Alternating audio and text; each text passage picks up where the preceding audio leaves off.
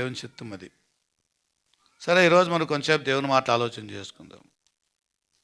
పోయిన వారము మనము సాతాను యొక్క పరికరం హవ్వ, ఎవరు?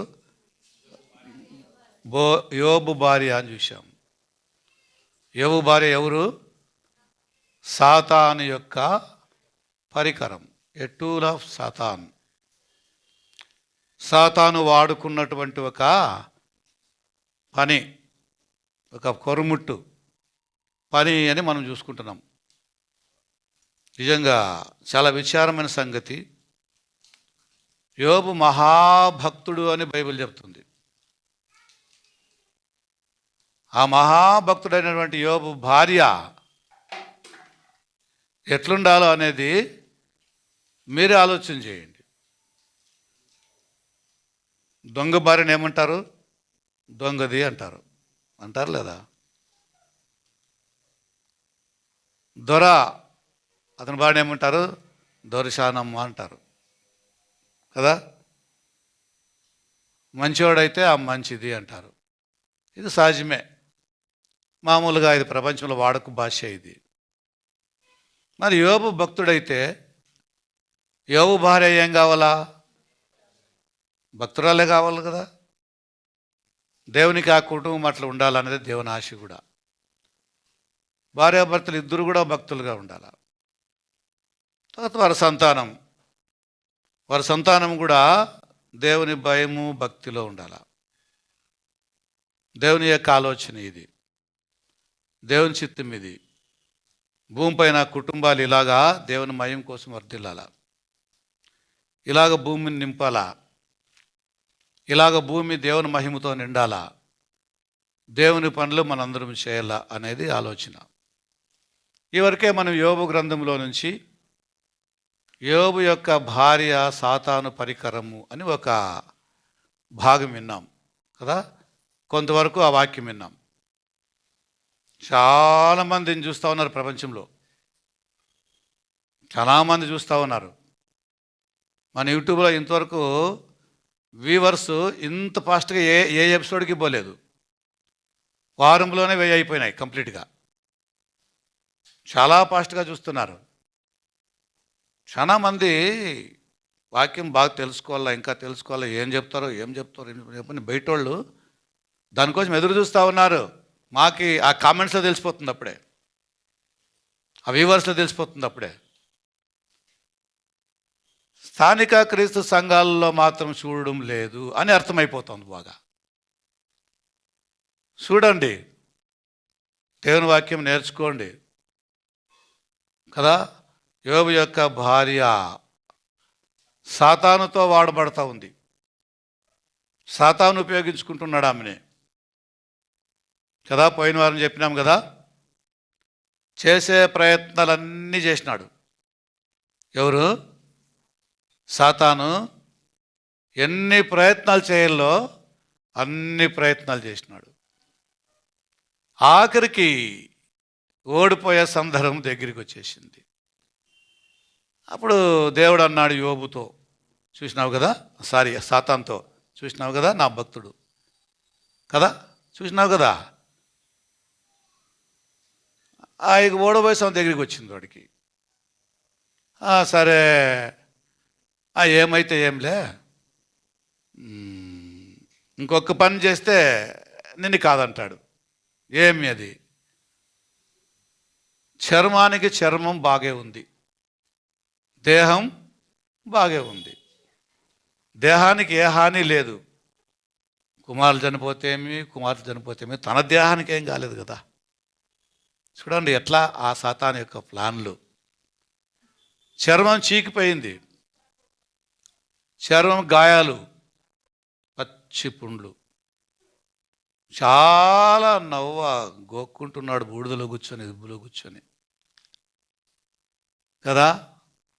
అట్లా చేయొచ్చు చూడు, నిన్ను ముఖంపైనే కాదంటాడు అని సాతాను దేవునితో అన్నాడు.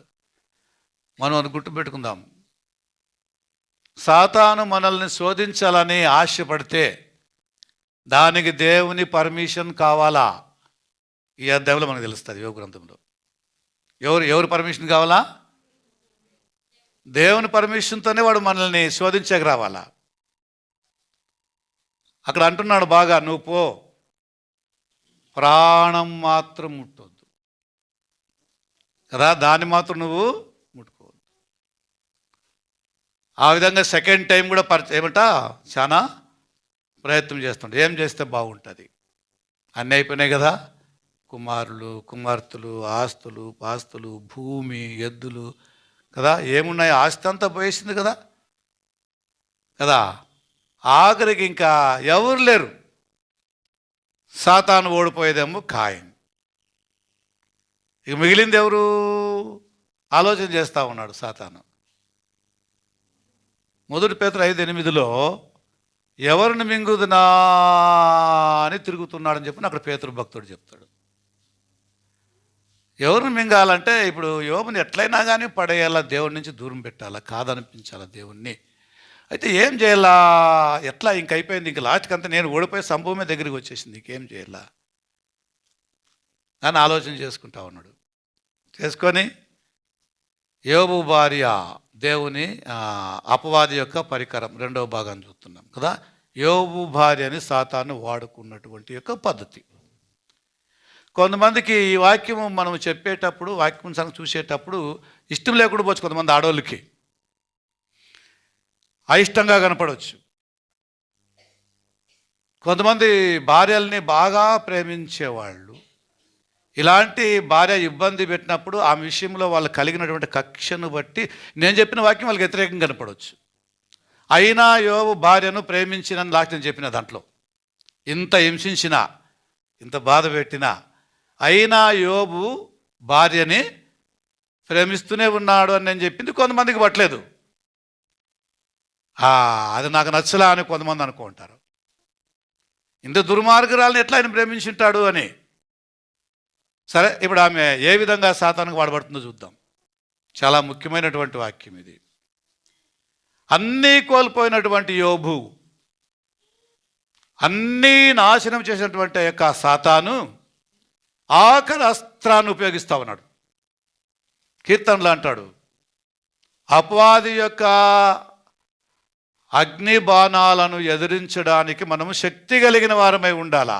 ఎఫెసీ పత్రికలో అదే ఉంది. బాణాలు వేస్తున్నాడు ఎవరు? అపవాది.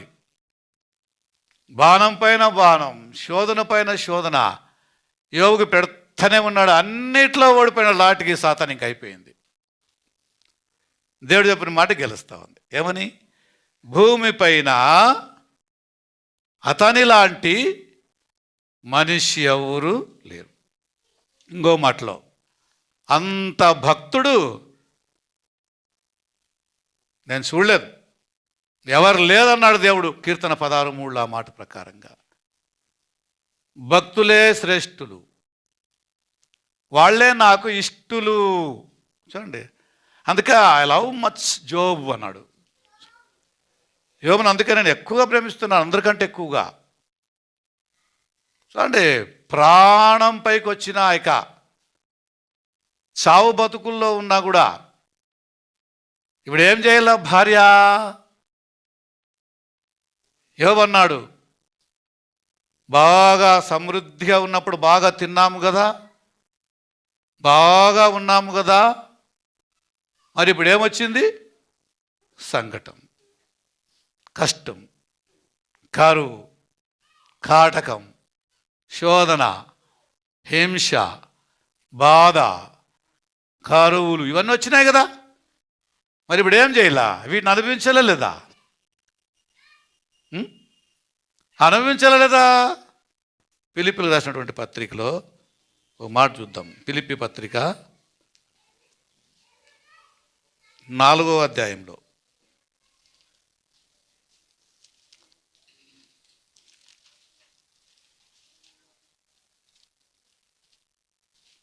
11వ వచనం. నాకు కొదువ కలిగినందున నేను నాకు చెప్పుటలేదు, నేను ఏ స్థితిలో ఉన్నాను ఆ స్థితిలో సంతృప్తి కలిగి నేర్చుకొని ఉన్నాను.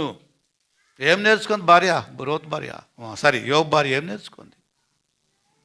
సంతృప్తి నేర్చుకుందా? తృప్తి అనేది నేర్చుకుందా? చూడండి, ఈ మాట కొంచెం ఆలోచన చేద్దాం. దీన స్థితిలో ఉండుట నేను ఎరుగుదును, సంపన్న స్థితిలో ఉండుట నేను ఎరుగుదును. ప్రతి విషయములోను అన్ని కార్యములలోనూ కరువు నిండి ఉండుటకును, ఆకలి ఉండుటకును, సమృద్ధి కలిగి ఉండుటకును, లేమిలో ఉండుటకును నేర్చుకొని ఉన్నాను. ఏం నేర్చుకుంటున్నాడు పౌలు ఇక్కడ? మరి యోబు ఏం నేర్చుకున్నాడు? అదే నేర్చుకున్నాడు. మళ్ళీ యోబు వారు ఏం నేర్చుకోవాలా? కొంతమందికి డైలీ మటన్ తినే అలవాటు ఉంటుంది, అది నేర్చుకున్నారు. ఏం నేర్చుకున్నారు? కొంతమంది డైలీ మటన్ తినేది నేర్చుకున్నారు, అది వాళ్ళకి అలవాటు అయిపోయింది. నేర్చుకుంటే అలవాటు అయిపోయింది. ఒక సమయం వస్తుంది, ఇవేవో తినకూడదు అనే ఒక సమయం వస్తుంది. అప్పుడేం చేయాలా? ఏమి తినాలా? తినాలి కదా. అప్పుడు సారు తినల్లా, పప్పు తినల్లా, రసం తినల్లా, కారం తినల్లా, తేలిపై పైన వస్తువులు తినాలి కదా. అప్పుడు అవే తినాలని డాక్టర్ చెప్తాడు. కాదు, నా చేత నేను నోరు కట్టలేను అంటే, ఒకడు పచ్చిమిరపకాయలు తిని తిని, వంకాయలు తిని తిని నేను తాళలేను తట్టుకొని చెప్పిన వాక్యం చెప్పే బోధకుడే పచ్చి కామెరలే చచ్చిపా. డాక్టర్ తినద్దని చెప్పినా, అది బాగలేదని చెప్పినా, మీకు తెలుసో తెలీదో, ఇప్పుడు కూడా నా లైఫ్లో నేను చెప్తున్నాను, డైటింగ్లో నేను ఉండే కంట్రోల్ ఎవరు ఉండరు. ఎందుకంటే భయపడి కాదు, కొన్నాళ్ళు ఎక్కువగా నేను బతికితే ఎక్కువగా అధ్యయనం చేయాలనేది నా ఆశ. ఈ మధ్యనే గుంటకల్లో సేవ బాగా జోరైతుంది కదా. దేవుని చిత్తం వల్ల ఇప్పుడు అక్కడ స్థలం కూడా కొన్నాం, 8 లక్షల పైన అయింది. చూసినారా? ఇట్లాంటి పనులు జరగాలంటే నేను బతికుండాలి కదా. మరి బతకాలంటే ఏం చేయాలా? నేర్చుకోవాలి కదా. కొన్ని దేవుడు చెప్పి నేర్చుకోవాలి కదా. నాకు అలవాటైంది, సచ్చినా పర్లే, నేను తినేదే చికెన్ అంటే ఏమవుతుంది? చచ్చిపోతావు అంతే. చాలామంది పోయినారు అట్లా. ఎవరో అందుకు నా కొడుకే పోయినాడు అట్లా. దాపెట్టుకోవాల్సిన పని కూడా లేదు. తినద్దురా అంటే అదే తిన్నాడు, అది వద్దంటే అదే తిన్నాడు. డయాలసిస్ అవుతుంది అది కాదంటే నన్ను లేకుండా అదే తిన్నాడు. వాని కోపానికి, వాని ఆతృతకి, వాని యొక్క ఆశకి, వాని చూసే దీనస్థితిని చూసి మా వాళ్ళు వానికి ఇచ్చినారు పాపం పాపం పాపం అని. నేను వచ్చేది తింటే నాయనతో చెప్పి టక్కనే ఎత్తి పెట్టి ములుగు కూర్చొని ఊరికే ఉండేవాళ్ళు. ఏమని? లేదు బాగుండాలి అని. లాటికి పోయింది ఎవరు? నేను పోయినానా? నా కొడుకు పోయినాడా? నేను ఉన్నాను కదా. వాడు పోయినాడు కదా. రేపు దేవుని చిత్తం అయితే అతని జ్ఞాపకార్థ కూటమి ఉంది, మందరు రాను సాయంత్రం. చూడండి, కొన్ని ప్రమాదాలు ఎంత భయంకరంగా ఉంటాయో. అందుకే దేవుడు కూడా తినే విషయంలో పాత నిబంధనలో చాలా కండిషన్ కొన్నిసార్లు పెట్టేస్తున్నాడు. 78 కీర్తనలో వాళ్ళు తింటూ ఉండగా మాంసం వాళ్ళ కుతికుల్లో ఇరుక్కుపోయిందట. లోపలికి మింగలేక బయటికి కక్కలేక కుతుకులో ఇరుక్కొని చనిపోయినారు అని చెప్తుంది. దేవుడు వద్దన్నప్పుడు వద్దని మానుకోవాలా. లేదు అదే అంటే ఇంక అదే. పౌలు అంటాడు ఇక్కడ, నేర్చుకో, మీరు నేర్చుకోండి. ఏం నేర్చుకోవాలా? కొంతమంది గీరుతూ ఉంటారు, కాళ్ళు గజ్జి గజ్జి గజ్జి గజ్జి గజ్జి గీరుతూ ఉంటారు. మళ్ళీ చేపలు తిని తెచ్చిపెట్టరు, మళ్ళీ 10 రోజులు కలిపి మళ్ళీ ఈ మటన్లు ఇచ్చేది ఏ వద్దంటారు, తిని పెట్టరు. తినకపోతే కడిమిడిది అంటారు, గీరుతూ ఉంటారు. మళ్ళీ ఊరికే గీరుతారు. నవ్వా నవ్వా నవ్వా నవ్వా నవ్వా. ఎట్లా తగ్గుతుంది నవ్వా? ఎట్లా ఈ షుగర్ పేషెంట్లు షుగర్ బాగా చేసుకుంటారు? ఆ రోగం చాలా భయంకరమైనవి కదా. దాన్ని దృష్టిలో పెట్టుకొని నేను బతకాలన్నటువంటి ఆశన ఉండాలి కదా. పోను మన ఆలోచన ప్రకారంగా నేను తినేదానికి పుట్టలేదు కానీ బతికేకి పుట్టిన అన్నప్పుడు ఆ బతికే కన్నా కానీ కంట్రోల్ పెట్టుకోవాలి కదా. నా భాష అర్థమవుతుందమ్మా? దేవుని హెచ్చరికలు ఇవన్నీ కూడా దేవుని ఆత్మలో అట్లే ఉన్నాయి. పౌలు అంటున్నాడు అక్కడ, నేను సంపన్న స్థితిలో ఉండనెరుగుదును. సంపన్న స్థితి అంటే అప్పుడు బాగా తిన్నాం కదా, ఏం కావాలని. వారం 2 సార్లు బిర్యానీలు, మటన్లు, వారం అంతా కోడి తప్పితే చికెన్ తప్పితే 2 ఒకటే కదా. కోడి తప్పితే ఫిష్ తప్పితే మటన్ తప్పితే చికెన్, అవి తప్పితే అవి ఏమి లేవంటే ఎగ్ ఏమట, ఇంకా అది లేదంటే ఏం చేయాలా? Egg rice. మొత్తానికి ఏదో నీసు ఉండాలా అని. ఏం లాభం చెప్పండి? హెల్త్ని కాపాడుకునే పద్ధతి ఇది? ఆరోగ్యాన్ని కంట్రోల్లో పెట్టుకునే పద్ధతేనా ఇది? ఆరోగ్యమే భాగ్యం. దాన్ని దృష్టిలో పెట్టుకొని పౌలు ఇక్కడ చెప్తున్నాడు, బాగా ఖచ్చితంగా చెప్తున్నాడు ఇక్కడ ఏమని? సంపన్న స్థితిలో నిన్నుట ఎరుగుదును, ఆకలి కొని ఉండుట నేను ఎరుగుదును, కరువులో ఉండుట నాకు బాగా తెలుసు, వస్త్రహీనము నాకు తెలుసు, సంపూర్ణంగా బాగా తృప్తిగా ఉండేది నాకు తెలుసు. ఏ స్థితిలో ఎలాగుండాలో అన్ని కార్యములలోనూ కడుపు నిండి ఉంటకును, ఆకలి కొనుటకును, సమృద్ధి కలిగి ఉంటకును, లేమిలో ఉండుటకును నేర్చుకొని ఉన్నాను. నన్ను బలపరచు వారిని బట్టి నేను సమస్తమును చేయగలను. ఎంత ఎంత ఎంత మంచి వాక్యం కదా! నన్ను బలపరచు వాని అందే నేను. దేవుడు సమత చంపునిలే, పోతానులే. ఉంటే 3 నాళ్ళు ఎట్లుండాలట? లోకోక్తి చెప్పండి. ఉంటే 3 నాళ్ళు ఎట్లుండాలట? పులి మాదిరిగా ఉండాలట. ఎట్లా? 3 నాళ్ళు బతినా పర్లే, పులి గట్టు ఉండాలట. పిల్లి మాదిరిగా ఎన్నాళ్ళు బతికి ఏముంది? పులి మాదిరి బతకండి, బాగా బతకండి. నా చెడు కూడా అంతా తినేసేయండి, గబక్క వెళ్ళిపోండి పులి మాదిరిగా, అంతే. ఏమంటారు అందరూ? ఏం మనసులో వాళ్ళు, ఏం లగ్జరీలు అయిపోపా వాళ్ళది. వాళ్ళ ఇంట్లో ఏమి తిండే, వాళ్ళ ఇంట్లో బాబా ఇట్లా రోజు మటన్ లేదు, చికెన్ లేదు, బిర్యానీ లేదు, అది లేదు, చెప్పేదే లేదబ్బా. అట్లాంటి ఫ్యామిలీ అంతా బాగా ఉన్నోళ్ళు తిన్నోళ్ళు చచ్చిపోయారు. ఎంత తేలిగుంది కదా మాట, లాస్ట్కి చనిపోయి. వద్దు, ఇలాంటి అభాండాలు వేయించుకోకూడదు. మనం పౌలు మాదిరిగా నేర్చుకుందాం బాగా. ఏమంటాడు పౌలు? భార్యతో ఇదే మాట అన్నాడు. ఏమన్నాడు? మూర్ఖురాలు మాట్లాడుగా మాట్లాడుతున్నావు.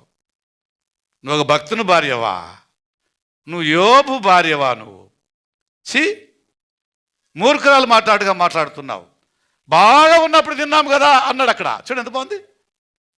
సమృద్ధిగా ఉన్నాం కదా, మేళ్ళను అనుభవించినాం కదా, అప్పుడు నీకు దేవుణ్ణి ఇట్లా అంటావా? నువ్వు ఈ విధంగా దూషిస్తావా? దేవుడిని అప్పుడు తెగబొగడదా నీవు కదా, దేవుడో దేవుడో దేవుడో దేవుడో అని చెప్పని, అన్ని ఇస్తాడని చెప్పని. మరి ఇప్పుడు కరువు వస్తే, రోగం వస్తే, ఇబ్బంది వస్తే, బాధ వస్తే, హింస శోధన కలిగితే ఏం చేయాల? నువ్వు ఏం చేయాలా? దేవుడిని ముఖాన్నే దూషించి వెళ్ళిపోతావా? మూర్ఖురాలు నువ్వు మాట్లాడుతున్నారు. Your black head, your foolish. ఏం మాట్లాడుతున్నావు నువ్వు? నీ భర్త ఎవరు అనుకున్నావు? యోబు, భక్తుడైన యోబు భార్య. నువ్వు ఇట్లా మాట్లాడేది అవసరమా? యోబు భార్యవా నువ్వు? అందుకనే మనం బైబిల్ని కొన్నిసార్లు బాగా చదువుకుంటాం. నేర్చుకునే విషయాలు ఇవన్నీ కూడా యోబు భార్యతో మనం నేర్చుకునే విషయాలు. యోబు భార్యలాగా దయచేసి మీ భర్తల్ని కానీ ఎవరిని కానీ దూషించొద్దండి. హింస పెట్టే ప్రయత్నం చేయొద్దండి. పెడచెవును పెట్టే ప్రయత్నం చేయొద్దండి. వాళ్ళు భక్తులై ఉంటే ఇంకా మర్యాద ఇవ్వండి వాళ్ళకి. దేవుణ్ణి గణపరచండి బాగా. వారు చేసే దేవుని పనిని బట్టి వారికి సన్మానం ఇవ్వండి. మీ భర్తలై ఉండొచ్చు కానీ దేవుని సేవకులు కదా. మామూలుగా అయితే మీ చెడ్డ భర్తలనే మీరు అంతగా భయపడతారు కదా వారికి. మరి ఇంత పెద్ద దేవ సేవకుని భార్య ఎంత గణపరచాలా? అన్ని రకాలుగా ఓడిపోయింది. ఆఖరికి సాతాను ఓడిపోయేసేసినాడు.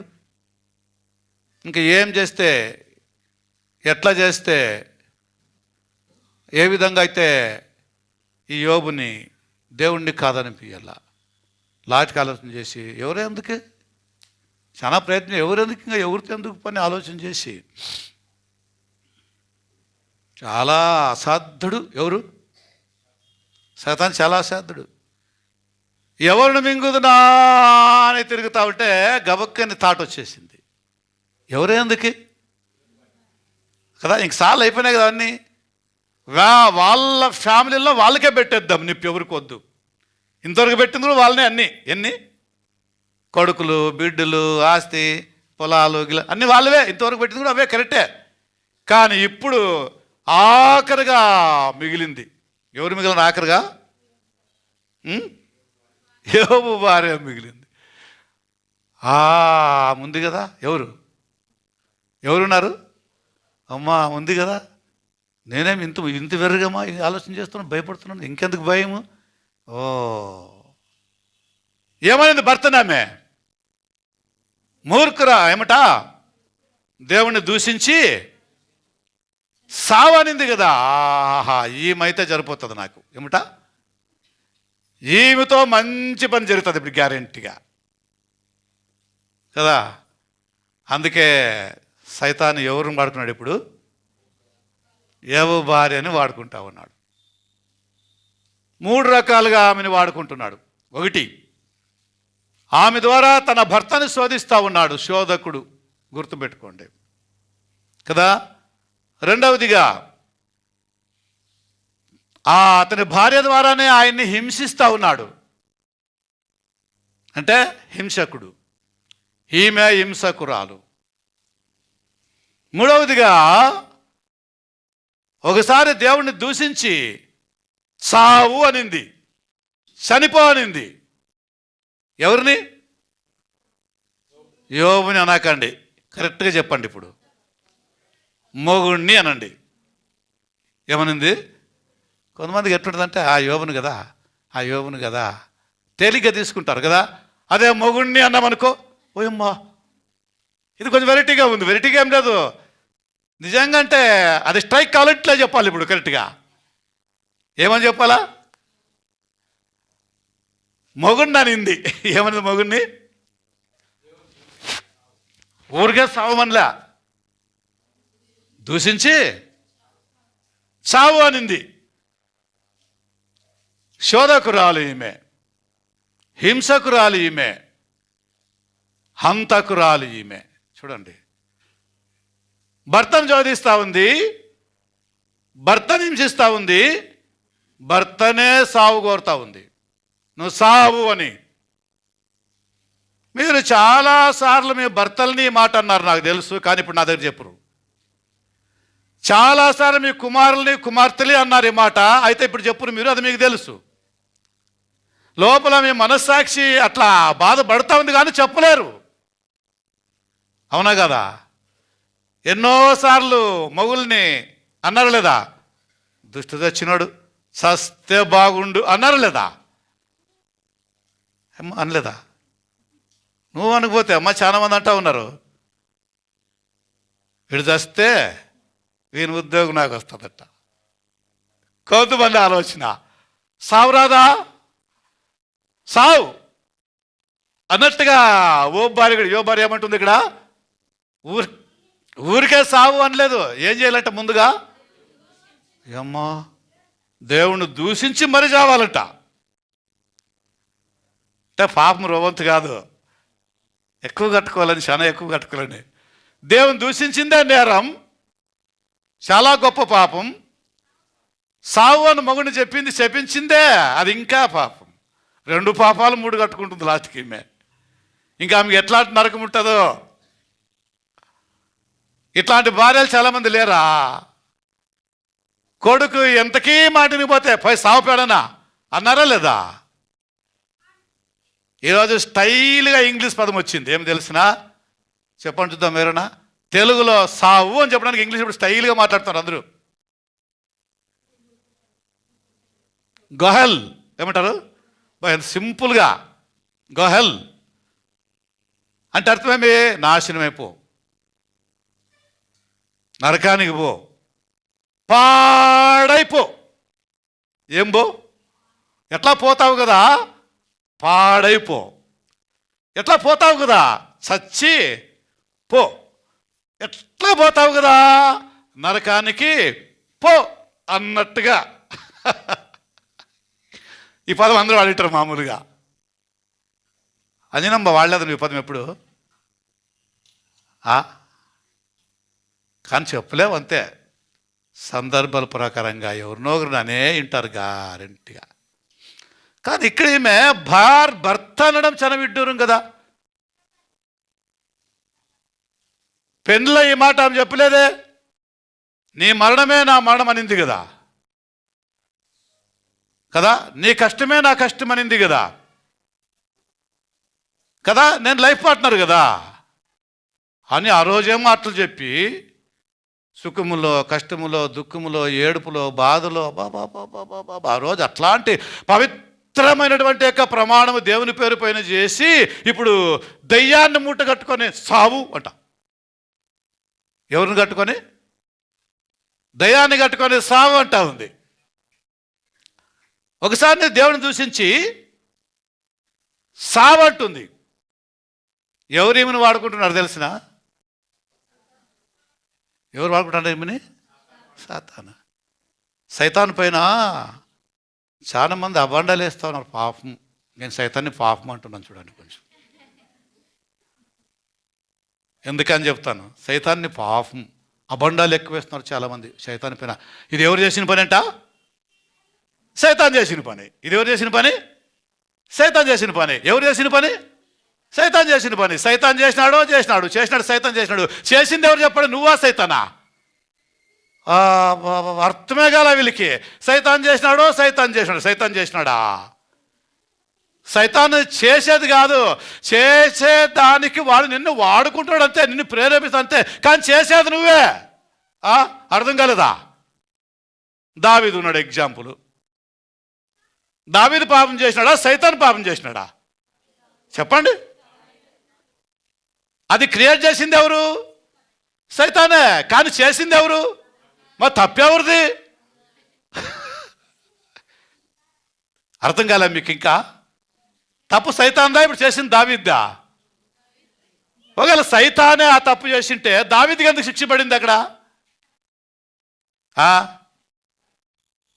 చూడు ఆ పండు ఎంత బాగుంది, ఎంత అందంగా ఉంది, ఎంత బాగుంది, తింటే దేవదూతలు అయిపోతారు అని ఎంకరేజ్ చేస్తూ ఉంది, ఇన్స్పైర్ చేస్తూ ఉంది. ఈ సైతాన్ అట్లా ఆ పాపం చేయడానికి వాళ్ళని ప్రేరేపిస్తుంది. అది వాని పని, దాంతో నీకేం పని? నువ్వు చేయొద్దంతే. అర్థమైందా? తప్పెవరిది? సైతాన్దా హవ్వుదా? మళ్ళీ అందరూ సైతాన్ అని చెబుతున్నారా? అంటే వాడు ఎట్టికి దొరుకుతుండనా? రెండో వ్యక్తి దేవుడు. మాట్లాడితే దేవుని తోడు. ఎవరు తోడంట? మాట్లాడితే దేవుని తోడు, స్టైల్గా దేవర సాక్షి. ఏమ్మో, దేవుడొగుడు సైతానొగుడు. చాలా చౌక దొరుకుతున్నాడు వీళ్ళకి. మాట్లాడితే సైతాను సైతాను సైతాను. నువ్వు చేయమని వాడు చెప్పినా కానీ ఎందుకు నువ్వు చేస్తూ ఉన్నావు? అది వాని పని. ఎవరి పని? సైతాను పని. వాడు ఏం చేస్తాడు? నిన్ను ఇన్స్పైర్ చేస్తాడు, నీకు ఆశ పుట్టిస్తాడు, నిన్ను అట్లా ప్రేరేపిస్తాడు, అంతే వాడి పని. అది అంతే. కానీ వాడు చేయలేదు కదా. ఆ పండు బీకింది ఎవరు? ఆ పాము బీకిందా? అవు బీకిందా? మరి ఏం సైతాన్ అని చెప్తారు మీరు? కొంచెం లేఖనాలను కరెక్ట్గా అర్థం చేసుకోవాలి. నరకానికి నడిపించేవాడు సైతాన్ కాదు, మనల్ని మనమే. తప్పుడు బోధులు, తప్పుడు డిసైడ్లు, తప్పుడు ఆలోచనలు, అలాంటి శోధనలకు లోబడి చేసింది మనము, అనిపించేది మనము. దయచేసి సైతాన్ పైన ఎప్పటికైనా నెట్టే ప్రయత్నం చేయొద్దండి. వానికి ఆఖరికి అగ్నిగుండం సిద్ధంగా ఉంది, కరెక్టే. అది ఆయన వెళ్ళిపోతాడు, సైతాన్ వెళ్ళిపోతాడు, లేదని లేదు కరెక్ట్గా. అట్లాంటి పనులన్నీ మనం చేస్తే మనం వాంతో పాటు వెళ్ళిపోతాం. ఇది వాస్తవం. అయితే మనం ఏం చేయకూడదు? నా మొగుడు తినొద్దని చెప్పినాడు, నా మొగునికి దేవుడు తినొద్దని చెప్పినాడు, ముట్టకూడదు అని చెప్పినాడు, ఆయన కూడా నన్ను ముట్టొద్దు అన్నాడు, తినొద్దు అన్నాడు. మరి ఏంది ఈ ఫ్రెండ్ ఏంది ఇట్లా చెప్తుంది? తినమంటుంది, ముట్టుకో అంటుంది, నువ్వు సావు అంటుంది, సావుడే సావు అంటుంది. ఏంది నా ఫ్రెండ్ ఇట్లా చెప్తాడే అని కొంచెము ఆ ఫ్రెండ్ని గురించి కొంచెం ఆలోచన చేయరా? చేసింటావు ఆ పని చేయదు గ్యారెంటీగా, అంతే కదా. అవ్వ కొంచెం దాన్ని స్టడీ చేసింటే, ఎవరిని? అపవాదిని. కొంచెం స్టడీ చేసింటే అవ్వ నిజంగా ఆ పండు ముట్టుకోదు. అయితే ఆ సాతాను గురించి ఆలోచనే ఏం చేయలేదు, సాతాను గురించి ఏమీ పట్టించుకోలేదు ఈమె. చెప్పింది నేను చేయలా, చెప్పింది చేద్దామని. సంఘం, రక్షణ పొందినటువంటి మనందరం కూడా సాతాను విషయంలో జాగ్రత్తగా ఉండాలా, తెలుసుకొని ఉండాలా.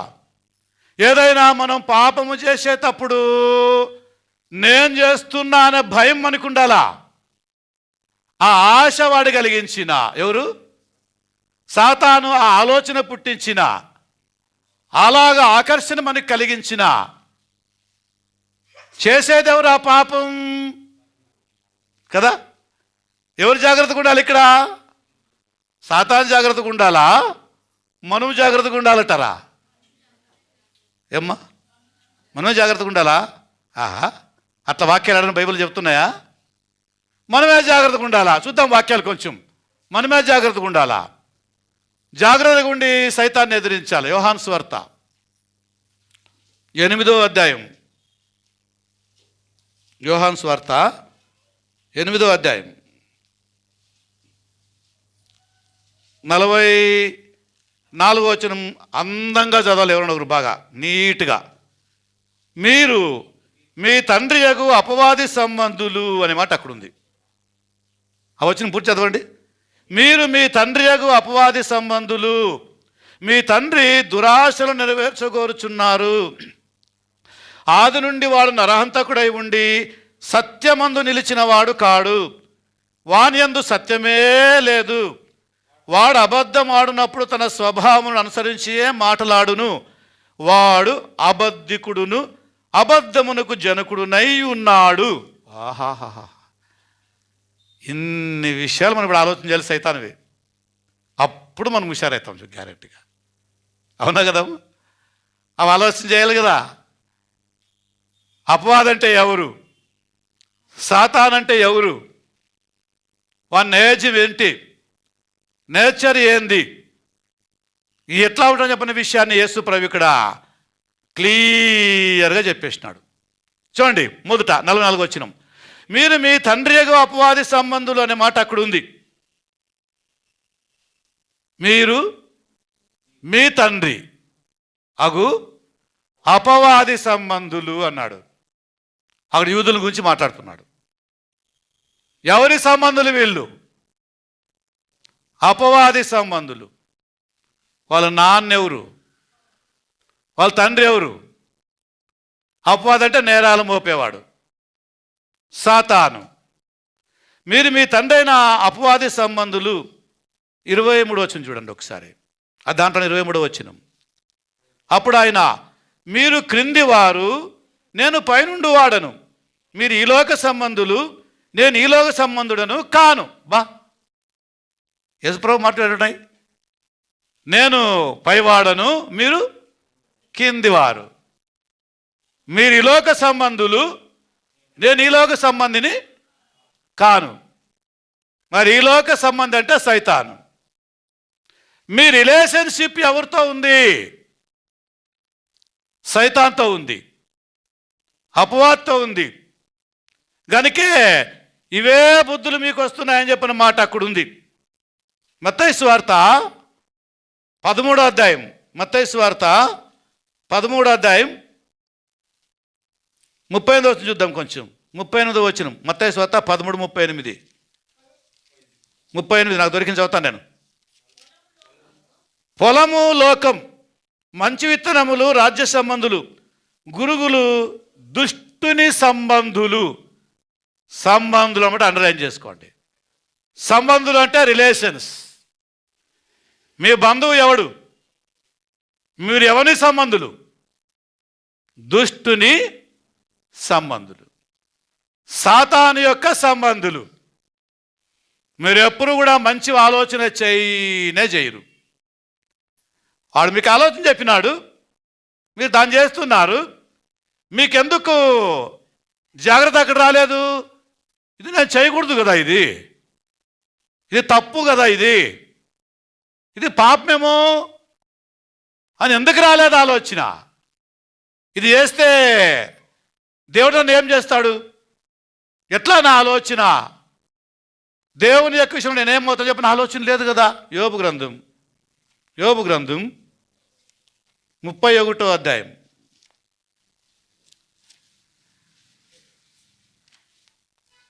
31వ అధ్యాయం యోబు గ్రంథం 9వ వచనం.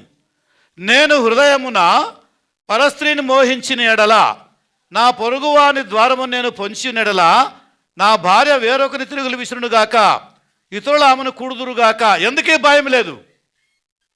దావీదు నేను చేసే ఈ పాపం సరికాదు అనేటప్పుడు, దాన్ని ఆలోచన చేసేటప్పుడు, నా ఆలోచన నా భార్య నా పిల్లల సంగతి ఏందని ఎందుకు ఆలోచన లేదు దావీదుకి? అది ఆలోచన చుట్టా ఈ పాపం ఆయన చేయడు కదా, చేసాక సాధ్యమే లేదు కదా. 31వ వచనం యోబు గ్రంథం.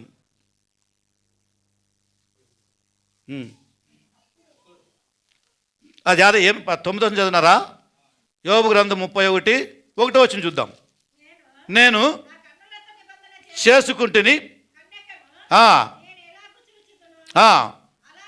అలాగు చేసిన ఎడల ఆజ్ఞయమవును. ఏమవుతా చూడండి, ఈ భయం ఉంటే దావీదు ఆ పాపం చేసేవాడు కాడు. నేను ఇప్పుడు బత్షెబతో పాపం చేస్తున్నాను కదా, రేపు నా భార్య వేరొకరు తిరుగులు విసురునుగాక అనే భయం వీడుకుంటే ఆ పాపం చేయడు. చాలా మందిలో లేనటువంటిది ఇదే. పాపము చేసేటప్పుడు సేమ్ థింగ్ ఫ్యూచర్లో నాకు ఎఫెక్ట్ అవుతుంది గ్యారెంటీగా, నాకు జరుగుతుంది గ్యారెంటీగా. అది కాకుండా నాకు ఇంకా పరలోకంలో స్థానమే లేదు అంటాడు అక్కడ యోబు. పరముననున్నటువంటి నా సర్వశక్తిని యొక్క స్వాస్థ్యము నాకేమవుతుంది? నాకు ఇంకా పరలోకం దొరుకుతుందా? చూడండి ఎన్ని దీవెనలు పోగొట్టుకోవాల్సిందో మనం పాపం చేస్తే. అందుకే సైతాను గురించి ఆలోచన చేయండి. సైతాను ప్రేరేపిస్తాడంతే కానీ పాపము చేసేది మాత్రం చేసేవాళ్లే. శిక్ష దానికి అనుభవించేది ఎవరు? పాపం చేసిన వాళ్ళే. మరి సైతాను గతి ఏమంటారా? వాడికి నిర్ణయించబడింది అగ్నిగుండం. ఎప్పుడో వాడికి ఉంది, కన్ఫర్మ్ అయిపోయింది, ఆయనకి ఇంకైపోయింది. వాడన్నాడు యోహాను సువార్త 8:44, మీరు మీ తండ్రి యొక్క అపవాది యొక్క సంబంధులు. మీరు ఎవరు రిలేషన్ అట?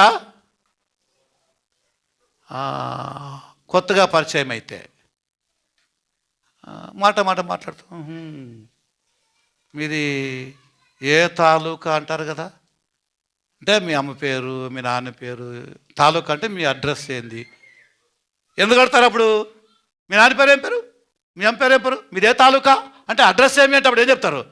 ఓహో మీరు వాళ్ళ సంబంధులా, అప్పుడు తెలుస్తుంది. ఓహో మనసు అనుకుంటాడు, దుర్మార్గులు వాళ్ళు లోపల అనుకుండేది. ఎట్లా సంబంధులు వాళ్ళు? మీరు మీ తండ్రి అపవాది యొక్క సంబంధులు. మీ రిలేషన్ మీ తండ్రి మీ నాయన అపవాది. మీ care of address so and so person care of address Satan. ఆహా ఎవరట? సాతాన్. కాబట్టి దేవుడు నరకమిస్తప్పుడు so and so person care of ఎవరు అడ్రస్? సాతాన్ అగ్నిగుండుకు పోతాడు కదా, కేర్ ఆఫ్ అడ్రస్. నువ్వు కూడా పాపం చేయొద్దంతే. సైతాన్ నీకు చెప్పినా, నిన్ను ప్రేరేపించినా, నిన్ను ఒకవేళ పాపం చేయమని పురుగొల్పినా, పాపము చేసేది మాత్రం నీవే గుర్తుపెట్టుకో. వాడుగాడు ఎవరు? పాపము చేసేంత వరకు నేను ఇన్స్పైర్ చేస్తాడు, ఇది మాత్రం గ్యారెంటీ.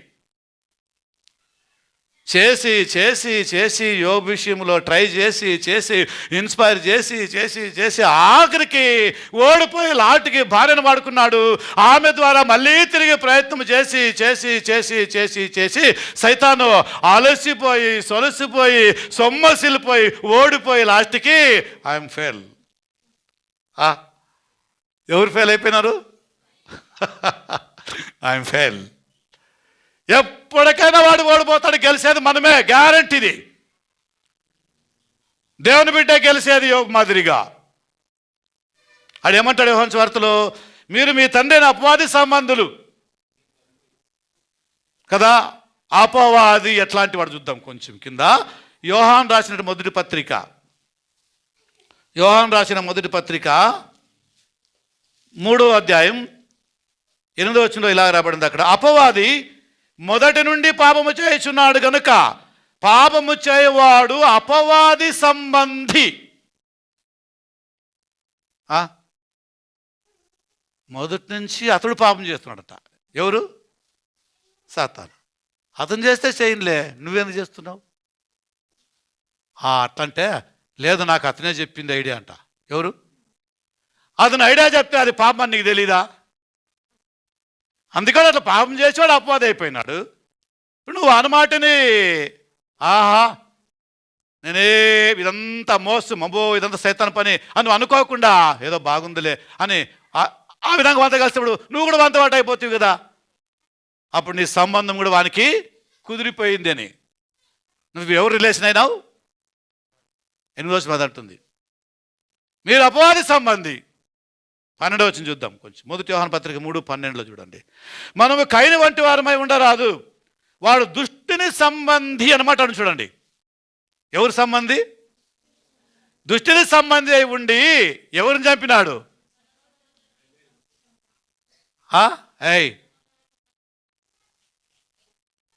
వాడు దుష్టుని సంబంధి అయి ఏం చేసినాడు? ఎవరిని చంపినాడు? సహోదరుడు ఎవరు? హేబేలుని చంపినాడు. ఎవరు సంబంధి అయి? ఐడియా ఎవరిది? ప్లాన్ ఎవరిది? సైతాన్ ప్లాను, సైతాన్ ఐడియా, సైతాను ఇన్స్పైర్ చేసినాడు, సైతాన్ అంత ప్లాన్ చెప్పినాడు. అయితే ఇప్పుడు అది చేసింది ఎవరు? ఇప్పుడు వాడు చూస్తున్నాడు బాగా, నరకు సంపు. ఎవరిని? కయన్ అంటాడు. కయన్ని మెచ్చుకుంటున్నాడు. సంపై నరకై చంపేసినాడు. ఎవరిని? హేబేల్ని. చంపింది ఎవరు? ఇప్పుడు హంతకుడు అని ఎవరికి పేరు వచ్చింది? సైతానికి వచ్చిందా, కయన్కి వచ్చిందా? మరేం అన్ని సైతాన్ని దొప్పుతారు మీరు? ప్రతి ఒక్కటి సైతాన్ పేరు దొప్పుతున్నారా? సైతాన్ చేశా సైతాన్ ఏమి చేయలే, వాడు చెప్పినాడు అంతే నీకే. అది వాడి పనే, వాడి డ్యూటీ వాడు చేసినాడు. అవునా? నీ డ్యూటీ నువ్వు చేయొద్దు అంతే కదా. వాడు చెప్పింది బాగా ఆలోచన చేయి కొంచెం. ఇంకో మాట చూద్దాం. యోహాను సువార్త 8:44 ఆది నుండి వాడు నరహంతకుడై ఉండి అని మాట ఉంచండి అక్కడ. ఆది నుండి నరహంతకుడై ఉన్నాడు వాడు. ఆది నుంచి అంటే మొదటి నుంచి వాడు పాపం చేసేవాడే. ఇక్కడ పాపంలో భయంకరమైంది నరహంతకుడు. నరహంతకుడు అంటే నరహంతకుడు, నరును చంపేవాడు. మృగాలు గిగాలు ఇవన్నీ మనిషిని చంపి తింటే అది హత్య కాదు. మృగాలు మనుషుల్ని చంపి వేటాడి తింటే హత్య కాదు అది. ఎందుకంటే ఆ మృగము నరుడు కాదు, చనిపోయింది ఏమంట మనిషి అయినా తన ఆహారాన్ని అది తినింది, అది దానికి హత్య అనిపించదు. కానీ మనిషి నరును చంపితే, నరును చంపితే నరహత్య. అది చేయకూడదు, నువ్వు నరహత్య చేయకూడదు. సంఘాల్లో నరహత్యకు మారు పేరు సహోదరులు ఒకరినొకరు ద్వేషించుకోవడమే. సహోదరుల్లో ప్రేమ లేకపోవడమే నరహత్య సంఘాల్లో. ధర్మశాస్త్రం ప్రకారంగా అయితే నరుని రక్తం ఒలికించకూడదు, నరుని ప్రాణము తీయకూడదు. ఇక్కడ యోహాను సువార్తలో అంటున్నాడు, ఆది నుండి వాడు నరహంతకుడై ఉండి ఉన్నాడు. ఎవరు వాడు? అపవాది. మరి మీరు ఎప్పుడైనా అపవాది ఇలాంటి వాడు అని మరి మీరు ఆలోచన చేసినారా? అది తెలియకుంటేనే అపాపం చేసేది. అది తెలుసుకొని ఉంటే అమ్మో వాడు డేంజర్, అమ్మనికి వద్దులే అంటారు లేదా? వాడు ఎలాంటి వ్యక్తో వాడి నేచర్ ఏందో తెలియకపోతేనే ఆ పాపం చేసేది. ఫస్ట్ వాడి నేచర్ ఆలోచన చేయండి, మన క్యారెక్టర్ ఆలోచన చేయండి. వాడెవరు? నరహంతకుడు.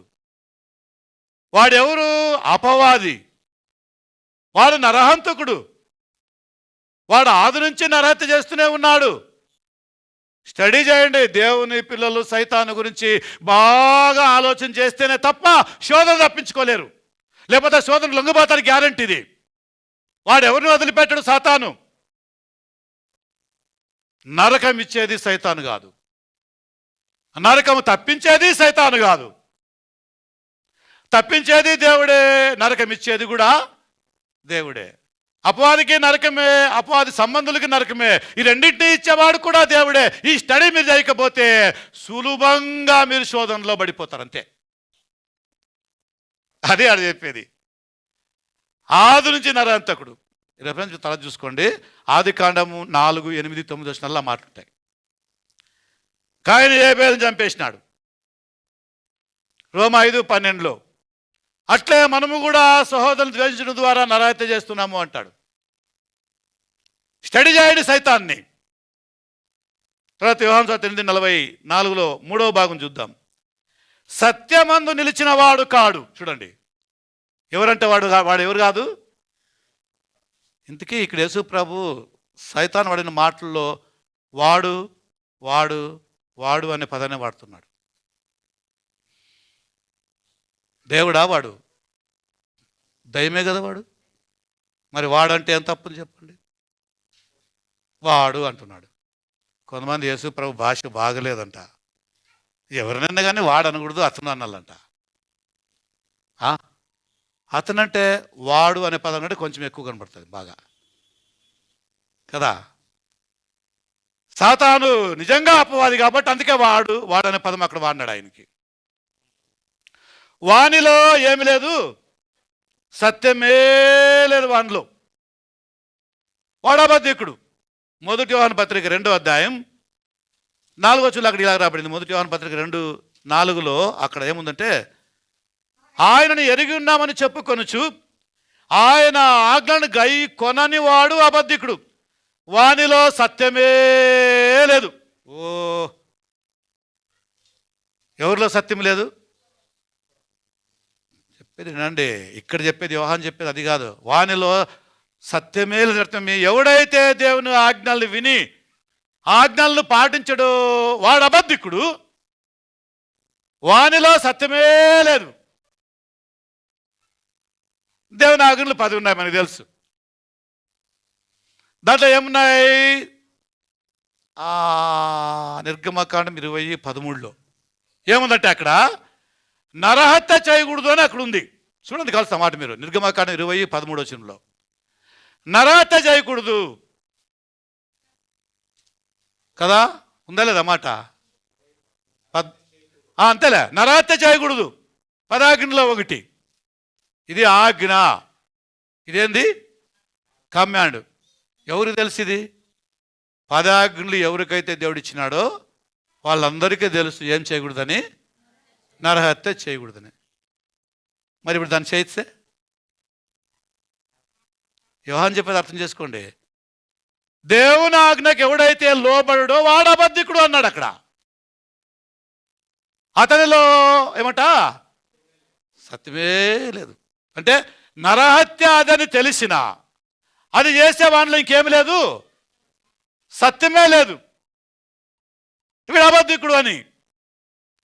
చాలామంది సంఘాల్లో వాక్యం ఎరుగుగా చేసే పొరపాట్లు ఇవే. సోదరుల పైన ఒకరికొకరు ద్వేషం ఎందుకు? సోదరుల పైన ఒకరికొకరు పగ ఎందుకు? ఈర్ష్య ఎందుకు కదా? సంఘాల్లో సహోదరులు ప్రేమించకపోవడం, సంఘస్థులు ఒకరికొకరు ప్రేమతో వ్యవహరించకపోవడమే నరహత్య అని అన్నాడు. ఏ హత్య అంట? నరహత్య. మనం ఒకరినొకరు ప్రేమించేవారిగా ఉండాలా. అందుకే ఆయన అన్నాడు, పవిత్రమైన ముద్దు పెట్టుకొని ఒకరికి ఒకరు వందనములు. పవిత్రమైన ముద్దు అన్న మాటలో ప్రేమ. సంఘములో ప్రేమ ఉండాలా.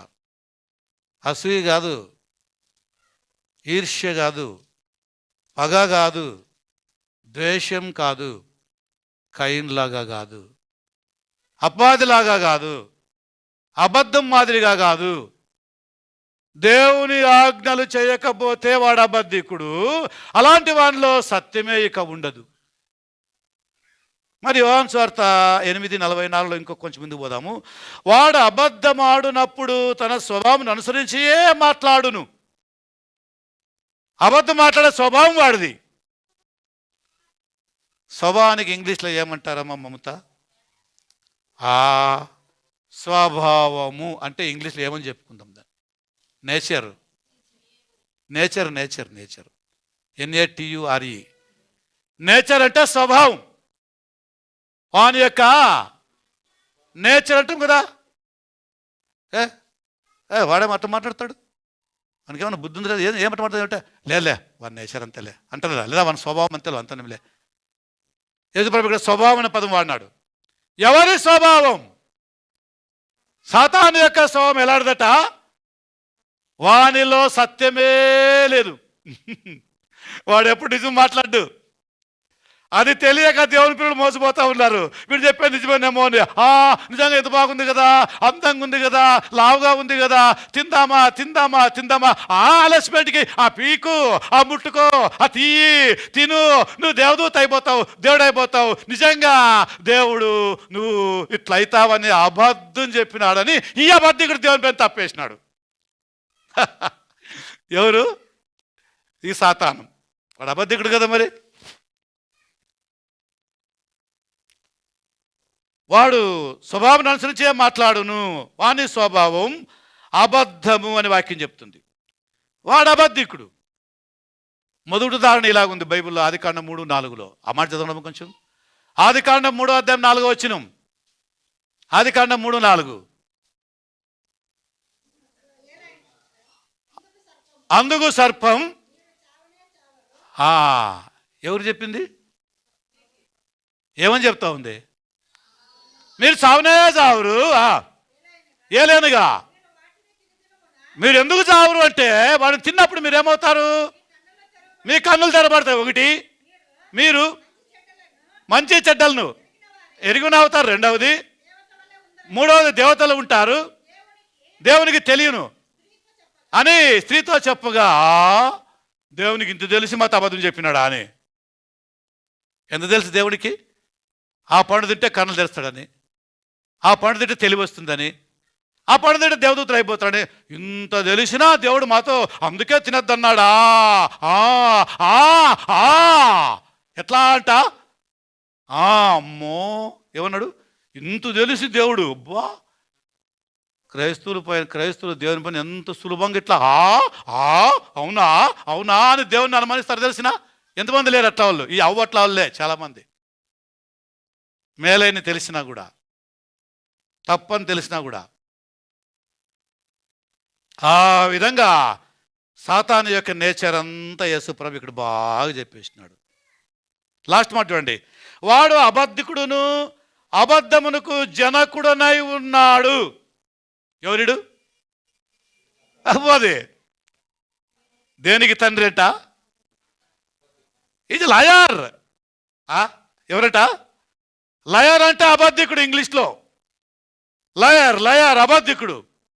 Is the father of the lie. ఎందుకైనా అబద్ధానికి తండ్రి. వీళ్ళ పిల్లలంతా అబద్ధాలు ఆడేవాళ్ళు, వీళ్ళ సంతానం అంతా అబద్ధికులే. ఏది ప్రభు అన్నాడు? మంచి చెట్లో మంచి కాయలే ఉంటాయి కదా, పాము కడుపులో పాము పిల్లలే పుడతాయి కదా. మరి అబద్ధికుని సంబంధం అంతా వీళ్ళే. యోబు భార్య ఒకవేళ ఇంత బాగా స్టడీ చేసింటే ఎవరిని? ఈ అపవాదిని. ఆమె భర్తను ఆ మాట అనేది కాదు. ఆమెకి బిరుదులు వచ్చేవి కావు. ఏమని? శోధకురాలు, హింసకురాలు, హంతకురాలనే బిరుదే ఆమెకు రాదు, ఒకవేళ సైతాన్ని స్టడీ చేసింటే. మనం ఎట్లా స్టడీ చేస్తున్నాం సైతాన్ని? ఇంకొన్ని మాట చూద్దాం. కొరింథీ రాసిన 2వ పత్రిక, 2వ కొరింథీ 2వ అధ్యాయం 11వ వచనం. నేనేమైనాను క్షమించి ఉంటే సాతాను మనలను మోసపరుచుకుండునట్లు మీ నిమిత్తం క్రీస్తు సముఖమునందు క్షమించి ఉన్నాను. వాని తంత్రములను మనము ఎరుగని వారము కాము. ఏముంది తంత్రాలు? తంత్రాలంటే ఏమి? మంత్రాలంటే ఏమి? అవి రెండు కలిసి వస్తాయి పదాలు కొన్ని సందర్భాల్లో. మంత్రాలంటే ఏమ్మా? మంత్రాలు మంత్రాలు సింధకాలాలు ఉంటుంటారు కదా. ఏం మంత్రాలంటే ఏదో చేస్తాము, చేపిస్తాము, అట్లా ఇట్లా చెడుపు చేస్తాము అనేది మంత్రాలు అనుకో. మళ్ళీ తంత్రాలంటే ఇట్లాంటి వాడు సాతాను. ఎట్లాంటి వాడు? సాతాను అట్లాంటి వాడని మనము తెలుసుకోకపోతే వాడిని తంత్రాలకు పడిపోతాం, అంతే. ఈజీ కదా. తంత్రాలు అంటే మొదటి అర్థం చూస్తాం. 2 కొరింథీ పత్రిక 11 2వ వచనం చూద్దాం కొంచెం. 2 కొరింథీ పత్రిక 11వ అధ్యాయం 3వ వచనం చదువును ఒకసారి. సర్పము తంత్రము అంటే కుయుక్తి అని అర్థం. సరే, తంత్రం అంటే ఏమని అర్థము? కుయుక్తి. కుయుక్తి అంటే అమ్మా యుక్తి అంటే. యుక్తి అంటే ఏమి? మీకు చిన్న అర్థాలు కూడా అర్థం కావా? చెప్పాక రాదా? యుక్తి అంటే ఏమి? కుయుక్తి అంటే అది తెలివి. అది తెలివి అంటే అది తెలివి మాత్రం. అందుకే అన్నాడు మీరు సావునే చావురు. అతి తెలివి చూపించినాడు. ఈ అతి తెలివిని ఎవరు నమ్మినారు? హవ్వ నమ్మింది. ఆదికాండం 3:4-13 ఆ మాటలే ఉంటాయి. అందుకే హవ్వ ఆ పండు బీక్కొని తినింది. జాగ్రత్త, శోధకుడు ఉన్నాడు, మళ్ళీ శోధించేవాడు ఉన్నాడు. ఒక మాట బైబిల్లో 1 తెస్సలోనికైలకు రాసినటువంటి పత్రిక 3వ అధ్యాయం 5వ వచనం చూద్దాం. 1 తెస్సలోనికైలకు రాసిన పత్రిక 3వ అధ్యాయం 5వ వచనం. అందుచేత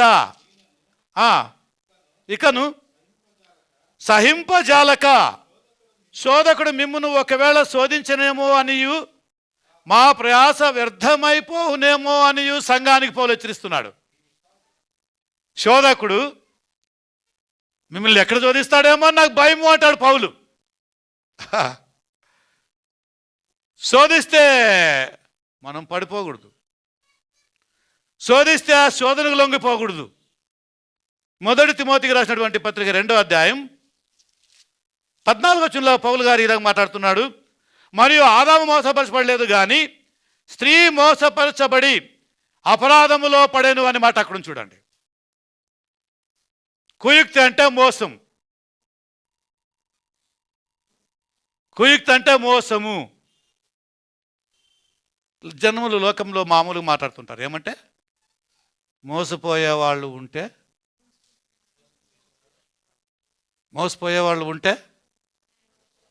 మోసం చేసేవాళ్ళు ఉంటారు గ్యారెంటీగా.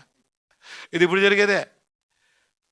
ఎందుకు మోసపోయి చెప్పట్టే నువ్వు మోసపోతావని తెలిస్తే వాడు నిన్ను మోసం చేసినాడు అంటామా లేదా?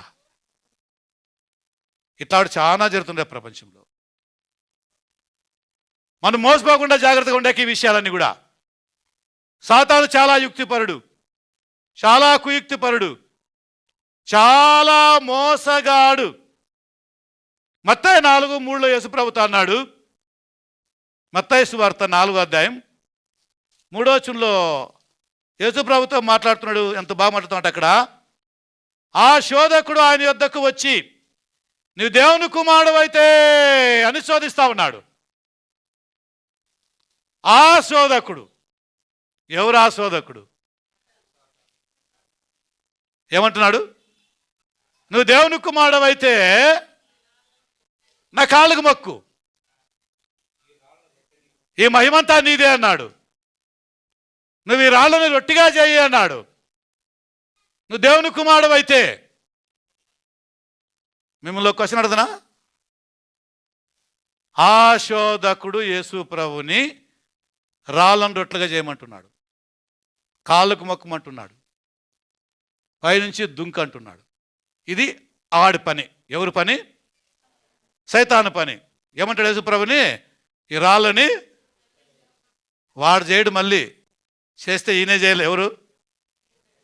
అందుకే ముందే అన్నాడు, నువ్వు దేవుని కుమారుడు అయితే అని చెప్పి ఆ మాట అంటాడు. నువ్వు దేవుని కుమారుడు అయితే నా కాళ్ళకు మొక్కు ఒకసారి, ప్రపంచమంతా నేను నీకు ఇస్తా, ఇదంతా నా ఆధీనంలో ఉంది. అందానంద చూపిస్తున్నాడు. నువ్వు దేవుని కుమారుడు అయితే పై నుంచి దుంకుతే నీ కాళ్ళు చేయిలు ఏ రాయికి దానికి తగులకుండా దేవదూతులు ఎత్తి పట్టుకుంటారని రాబడి ఉంది కదా, దుంకు అన్నాడు. మీకు వినేటప్పుడు ఈ మాటలు ఏమనిపిస్తుంది? సైతాన్ చెప్పే మాటలు బాగా అనిపిస్తున్నాయా లేదా నాకు చెప్పండి. ఏం మాట్లాడు, అంత బాగా చెప్తుంటే ఇంత ఆకలి నీకెందుకు? ఆకలితో అలమటించి సావడం ఎందుకు? ఒకసారి నువ్వు ఆడిస్తే అయిపోతాయి కదా, రొట్టెలు అయిపోతుంది, రాళ్ళు, ఆ రాళ్ళు రొట్టెలుగా చేసుకొని తినొచ్చు కదా, ఎందుకింత అని అన్నప్పుడు ఇది బాగుందా బాగలేదా? దీన్నే కుయుక్తి అన్నారు. సర్పమును ఈ విధంగా యుక్తం మోసం చేసినాడు కానీ యేసు ప్రభుని మోసం చేయలేడు, వంచన చేయలేడు. ఆయన పిల్లల్ని మనం కూడా సైతాన్ ఎంత ప్రయత్నించినా వంచనకు గురి కాకూడదు, శోధనకు లోబడకూడదు. వాని పని వాడు చేయని. మొదట ఇరాలు రొట్లుగా చేయబట్టి యేసు ప్రభు ఆన్సర్ ఇచ్చినాడు. అక్కడ ఉరికైనాడు అతను, ఎత్తైన కొండపైన గురిసిపోయినాడు. ఎక్కడి నుంచి నువ్వు దూకు, నీ కాళ్ళు చేతులు తగలకుండా దేవదూతలు పట్టుకుంటారని రాబడింది కదా. అది రెండవది అయిపోయింది, దానికి ఆన్సర్ వచ్చేసింది. మూడవది వచ్చింది. మళ్ళీ మూడోదేమి, నువ్వు నా కాళ్ళకు మొక్కితే ఈ లోక రాజ్యాలన్నీ నీకు ఇస్తాను అన్నాడు. ఇంత మంచి మంచి సలహాలు ఇస్తావంటే సైతాన్ అంటారా మీరు? వాడిని అపవాద్ అంటారా? వాడిని దుష్టుడు అంటారా? వాడిని అంటారా? ఏం చేసినాడని వాడు? రాళ్ళు రొట్లుగా చేసినాడా? దేవతలను పంపించినాడా? ఏమని చేసినాడా? ఎందుకు మళ్ళీ వాడిని అపవాదం అంటున్నారు మీరు? ఎందుకు అంటున్నారు? ఇది మంచిదా కాదా వీడి పని? అదే శోధకుడు వాని పేరు. అందుకే యేసు ప్రభు చేయలేదు, రాళ్ళని రొట్టెలుగా చేయలేదు, మన కాళ్ళకి మొక్కలేదు, తర్వాత పైన కిందకి దుంకలేదు.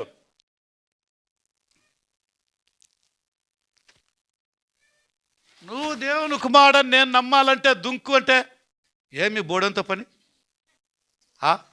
వీడితో ఏమంత అవసరమైంది అంటే యేసు దుంకితే వీడు అప్పుడు నమ్ముతాడంట. ఏమని? అంతవరకు నమ్మడట. ఇట్లాంటి దృష్టిలో ఎవరైనా ఉంటారు ఇంకా దేవుని శోధించేవాళ్ళు? శిలువలో యేసు అట్లే అన్నారు కదా, నువ్వు దిగితే మేము కూడా నమ్ముతాం అన్నారా లేదా? వాన సంబంధించిన అందరూ కూడా. కాబట్టి యేసు చేయలేదే, వాడు శోధించినాడు కానీ ఆ పాపాలు ఆ తప్పులు ఏం చేయలేదు. సైతాన్ని మనం ఇలాగ స్టడీ చేయకపోతే, తెలుసుకోలేకపోతే ఇట్లాంటి ఉచ్చుల్లో ఈజీగా ఇరుక్కుంటారు, సులభంగా పడిపోతారు. చాలామంది ఇట్లా సులభంగా పడిపోయిన దాంట్లో ఇరుక్కుని దేవుని పైన అపహండాలు వేస్తున్నారు. యోబు విషయంలో అయితే దేవుడు నోటితో కానీ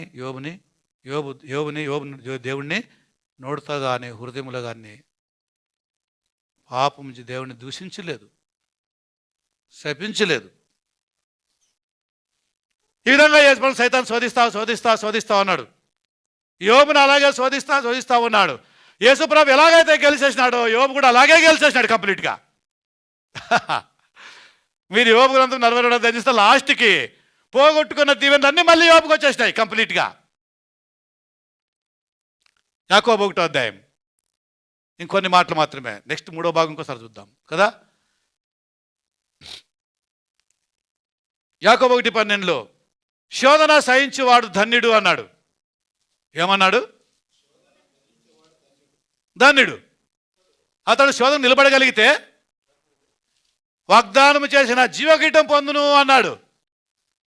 మీరు చెప్పండి ఇప్పుడు, యోబుకు దేవుడు ఏ కిరీటం ఇవ్వాలా? ఈ కిరీటం యోబుదా కదా? మీ కిరీటం? శోధన జయించినాడు కదా, నిలబడినాడు. జయించినాడు.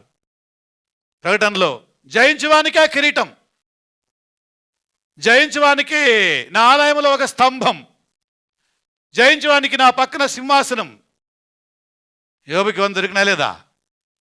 లోకములో జీవించే దేవుని పిల్లలు మనము తుచ్చమైన అభిలాషలకు, లోకానికి లోబడి ఇలాంటి నిత్య జీవాన్ని పోగొట్టుకుంటున్నాం, ఇలాంటి నిత్యత్వాన్ని పోగొట్టుకుంటున్నాం. యోబు గ్రంథం 5వ అధ్యాయం 11వ వచనంలో, ఈ యాకోబు పత్రిక 5వ అధ్యాయం 11వ వచనంలో యోబుని గురించి యాకోబు ఏం సాక్ష్యం ఇస్తాడు చూద్దాం కొంచెం. సహించిన వారిని ధన్యులని అనుకొనుచున్నాము కదా, ఎవరైతే ఓర్చుకుంటారో వారిని ధన్యులమని అన్నాము కదా. మీరు యోబు యొక్క సహనమును గురించి వింటిరి కదా. చూడండి, ఇక్కడ ప్రస్తావన తెచ్చినాడు యాకోబు యోబుది. ఎంత బాగుంది కదా. అందుకే మీరు చదవండి యోబు గ్రంథం, అందుకే మీరు బైబిల్ చదవండి, వాక్యాన్ని చదవండి. మీకు చదువు రాకపోతే మీ ఇంట్లో చదివి వచ్చే మీ పిల్లలు చదివించుకోండి, వాక్యం తెలుసుకోండి, సత్యం తెలుసుకోండి, సాతాను తంత్రాలు తెలుసుకోండి, అపవాది యొక్క తంత్రాలని తెలుసుకోండి. మత్తయి 10:22 ప్రకారంగా చూస్తే అంతం వరకు సహించిన వాడే రక్షించబడతాడని అక్కడ ఉంటుంది. సహనం చాలా అవసరం. మొదటి పేతురు 3:14 చూస్తే సహించిన వారు ధన్యులని అక్కడ రాయబడింది. తర్వాత మొదటి పేతురు 2:19-20 చూస్తే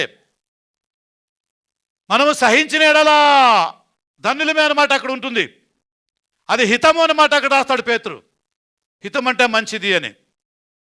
మొదటి పేతురు పత్రిక 4, 14, 16, 12, 13 వచనాలు మనం చూస్తే అలాంటి మనము ధన్యులం, శోధించబడే మనము ధన్యులం.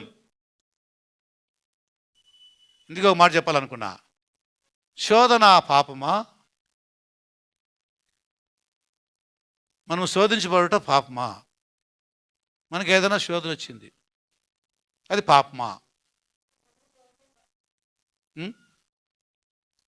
యోబుకి శోధన వచ్చింది కదా, లొంగినాడా? లొంగిపోలేదు. యోబుని పాపములో దింపడానికి సాతాను శోధిస్తున్నాడే కానీ అది పాపం కాదు. అంటే శోధన పాపం వాని పని. ఎవరి పని? సాతాను పని వాడు చేస్తున్నాడు. ఎందుకంటే దేవునితో పంతం కట్టుకోండిలా ఏమని నేను చూడ పడేస్తానని చెప్పి. ఆ విధంగా యోబు సహనము కలిగిన వాడై సాతాన్ని జయించేసేస్తున్నాడు.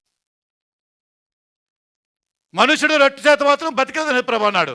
రైటే, నీ ప్రభాని దేవుని శోధించకూడదు అన్నాడు. ఓకే,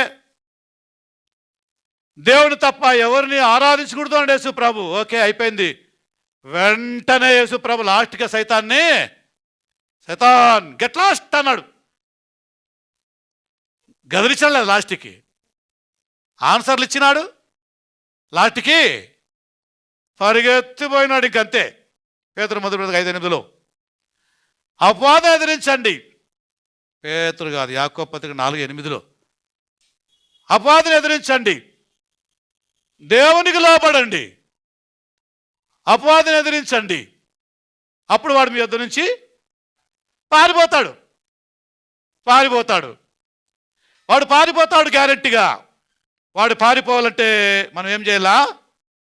ఎదిరించాలా, అపవాదం ఎదిరించాలా. మత్తయి 5:15 ప్రభు అన్నాడు, ఎవరు ధన్యులు అంటే కదా, ఈ విధంగా సహించిన వారే ధన్యులు, హింసింపబడువారు ధన్యులు. మత్తయి 5:10 నీతి నిమిత్తం హింసింపబడువారు ధన్యులు. అలాంటి వాడిలో యోబు, పరలోక రాజ్యం వాళ్ళది.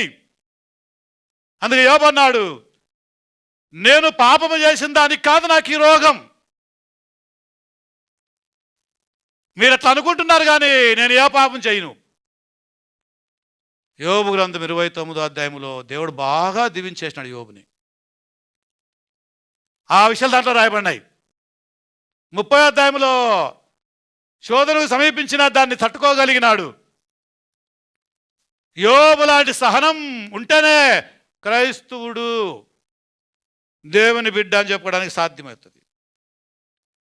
రెండవ తిమోతి పత్రిక 2:12 మనము సహించిన వారమైతే అన్నమాట అక్కడ ఉంది.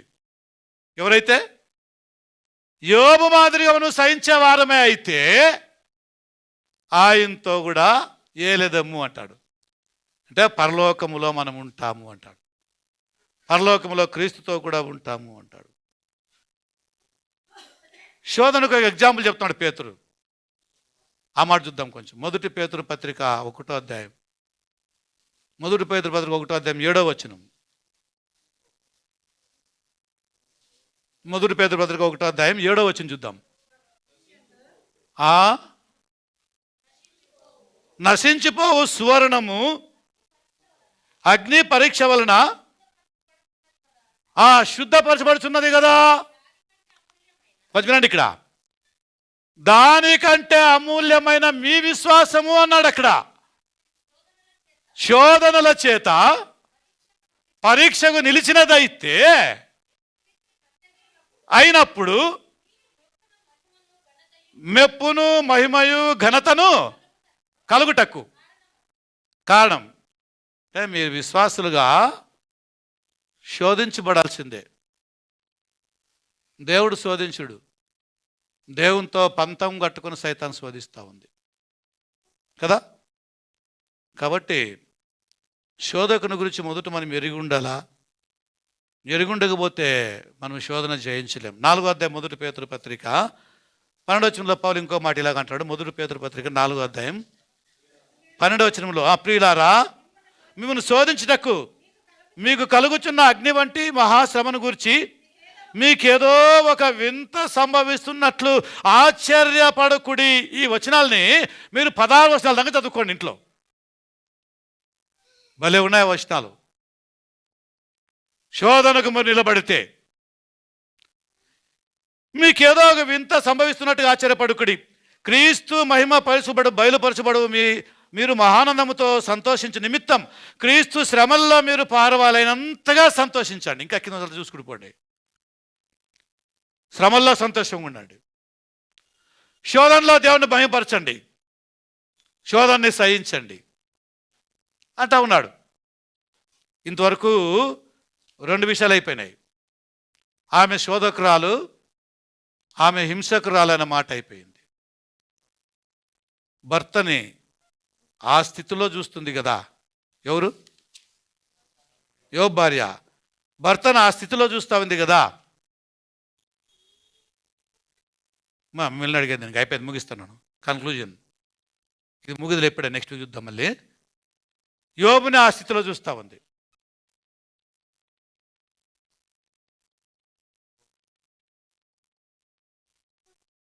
ఇప్పుడు యోబు స్థితి ఆమె చూస్తూ ఉంది. ఎవరు చెప్తారు యోబు స్థితి ఎట్లుంది అక్కడ?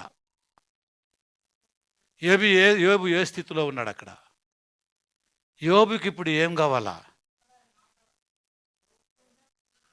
యోబుకి ఏం కావాలా? ఓదార్పు కావాలి. పాపం ఆదరించాలి కావాలా. దగ్గరికి వచ్చి ఆయన దగ్గర కూర్చొని ఆయన చేయిని తడుముతూ ఆయన గాయాలు చూస్తూ ఆయన ఓదారుస్తూ ఏడుస్తూ కన్నీళ్ళు కారుస్తూ అవి ముట్టుకొని ఏమి కాదులయ్యా, ఇదంతా సైతాను శోధన, దేవుడు మనల్ని చేయిడుచుడు, నీకు దేవుడు తప్పకుండా బాగా చేస్తాడు, బాగా అవుతుంది, మనం మొదటంతా బాగా దేవునిలో ఉన్నాం కదా, ఇప్పుడు ఇది వచ్చిందంటే మనం బాగుండాలి కదా అని ఆయన పైన సింపతి చూడాలా లేదా? సింపతి చూపించాలి లేదా? దీన్ని ఇంగ్లీష్లో జాలి అన్నారు. జాలి చూపించాలి లేదా? కనికరం చూపించాలి లేదా?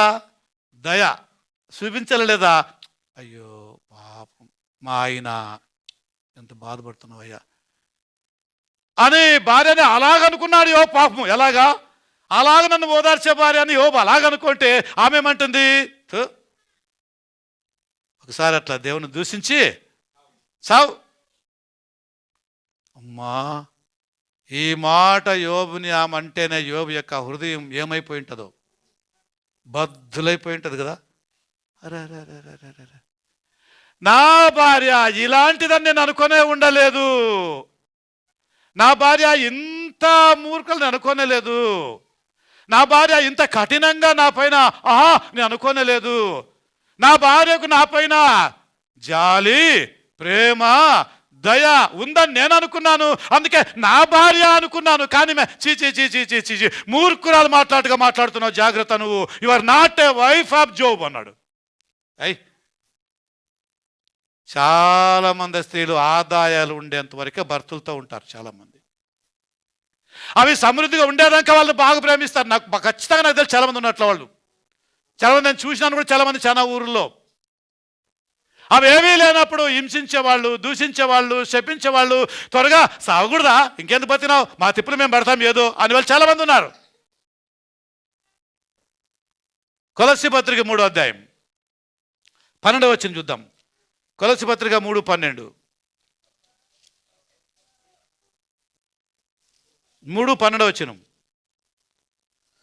కాగా దేవుని చేత ఏర్పరచబడిన వారును పరిశుద్ధులను ప్రియులైన వారికి తగినట్లు మీరు జాలిగల మనసు, దయాళుత్వమును, వినయమును, సాత్వికమును, దీర్ఘశాంతమును ధరించుకొనండి.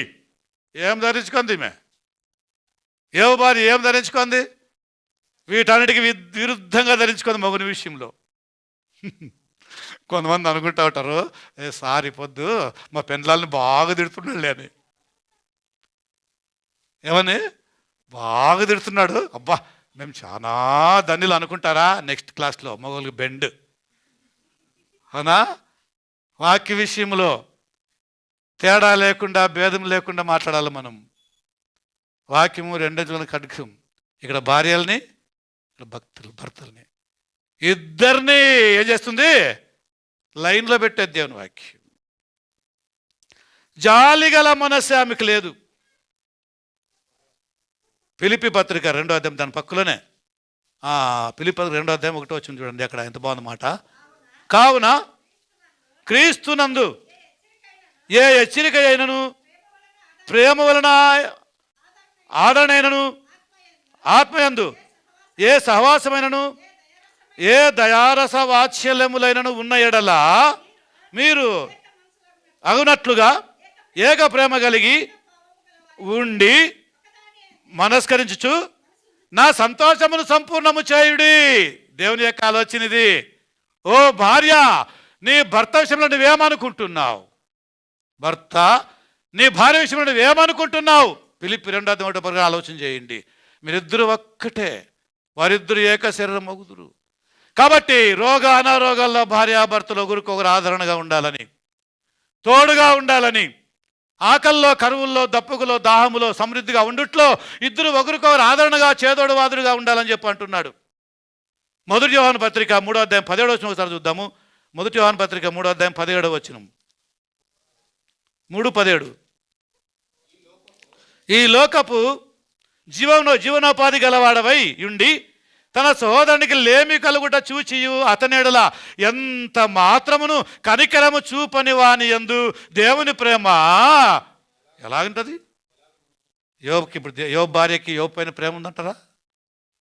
ఈ విషయాలన్నీ బట్టి చూస్తే నిజంగా లేదు. ఏం లేదు? యోబు పైన దయ లేదు, ప్రేమ లేదు, కనికరము లేదు, జాలి లేదు, వాత్సల్యం లేదు, దయారసముతో కూడినటువంటి వాత్సల్య అభిమానములు లేవు. ఆమెకి ఏం కావాలో అంతవరకు ఆయనతో ఉంది. ఇప్పుడు ఆయన బాగలేడు కాబట్టి ఆయనకి ఇవన్నీ వద్దు, ఇవన్నీ ఆయనకి వదిలి, ఇంకా అవసరం లేదు, ఆయనలో లేవు, ఏం లేదు. ఈ విధంగా దేవుని పిల్లమైన మనము దేవుని కోసం పొరుగు వాడిని ప్రేమించాలనే విషయం ఈ దాంట్లో కనపడుతుంది. ఇంకా 2 ఇక్కడికి అయిపోయినాయి. శోధన, హింస 2 అయిపోయినాయి. ఎందుకంటే నేను విడిది చెప్పడానికి నాకు టైం లేదు కాబట్టి 2 కలిపి ఒకసారి చెప్పేసినాను.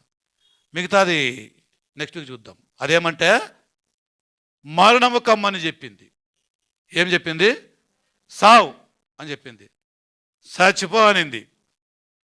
చాలాసార్లు మీరు ఈ విషయాలు వాడినారు, ఇప్పుడు చెప్పలేరు. కొడుకుల విషయంలో, బిడ్డల విషయంలో, భర్త విషయంలో, భార్యల విషయంలో ఈ మాట చాలాసార్లు మీరు వాడినారు.